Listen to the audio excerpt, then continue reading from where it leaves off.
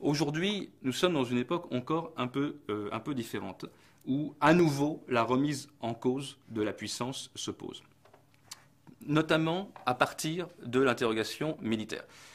Susan Strange avait raison de nous dire qu'il n'y a pas que la puissance militaire. Mais elle nous disait aussi que la puissance militaire peut concourir à d'autres types de puissances et d'autres types de puissances peuvent concourir à la puissance militaire. Aujourd'hui, la vraie question qui est posée, c'est l'utilisation même, la possibilité même d'utilisation de la force militaire à l'appui d'une politique étrangère.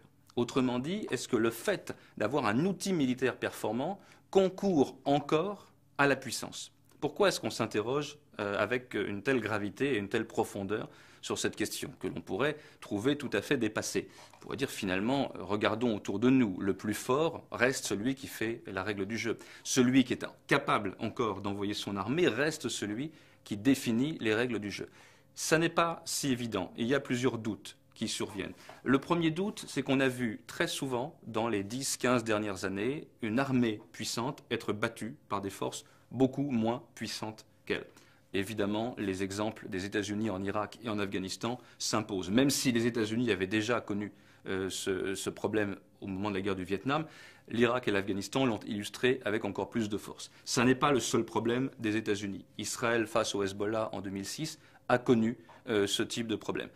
Il est aussi possible que la France, aujourd'hui, en Centrafrique ou ailleurs, soit confrontée à ce type de problème, c'est-à-dire une armée performante qui, évidemment, dépasse très largement en capacité et en savoir-faire ceux de ses rivaux, de ses adversaires sur le terrain, mais ça ne donne pas une garantie de triompher. C'est ce qu'on appelle l'asymétrie. C'est le problème de l'asymétrie qui est aujourd'hui largement connu. Les armées les plus fortes, les plus coûteuses, ce n'est pas un détail, peuvent être tenues en échec par des forces bien moindres.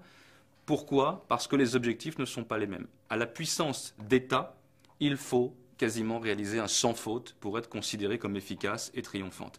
À une force de nuisance, à une force de résistance, à une force d'insurrection, il suffit d'être efficace une fois. En d'autres termes, on retrouve là un vieux dilemme de la stratégie. Le puissant est obligé de réussir à tous les coups. Le nuisible peut, par un coup d'éclat de temps en temps, mettre en échec le puissant. Pour prendre une métaphore un peu informatique, c'est un peu le même système que pour les antivirus. Un antivirus est considéré comme performant s'il arrête tout systématiquement. Il suffit qu'une fois un virus passe pour qu'on considère que l'antivirus a échoué. Et c'est là aussi la symétrie, ce n'est pas seulement la symétrie des moyens, c'est la symétrie des objectifs. Donc aujourd'hui, nous avons ce premier problème pour la puissance militaire, qui est l'impuissance de la puissance, comme le signalait l'ouvrage de Bertrand Badi, qui avait pour titre précisément cette expression d'impuissance de la puissance. Le deuxième problème de la puissance militaire aujourd'hui, outre l'asymétrie, c'est la difficulté à assumer cette puissance militaire. Pour deux raisons. Première raison, l'assumer vis-à-vis des opinions publiques. C'est-à-dire quand on est le puissant et qu'on est celui qui lance ses troupes pour essayer de régler un problème, évidemment, on doit assumer le politiquement incorrect, parfois, de ce type de posture. Et on le voit notamment dans les opérations africaines actuelles. Il y a peu de pays qui souhaitent se lancer dans ces aventures. La France le fait et il y a des polémiques. Le deuxième problème, c'est qu'à partir du moment où on devient le puissant et on assume l'utilisation de la puissance militaire, on devient la cible non seulement de l'opinion publique et du débat.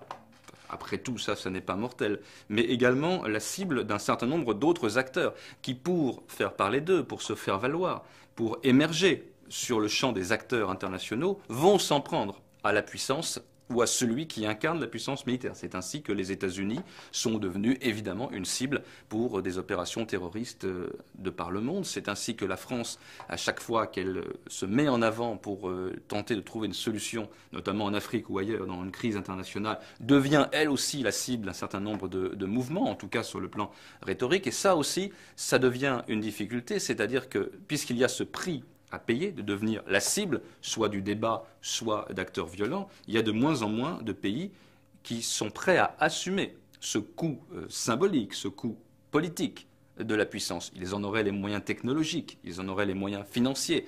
Ils ne souhaitent pas en assumer le coût politique.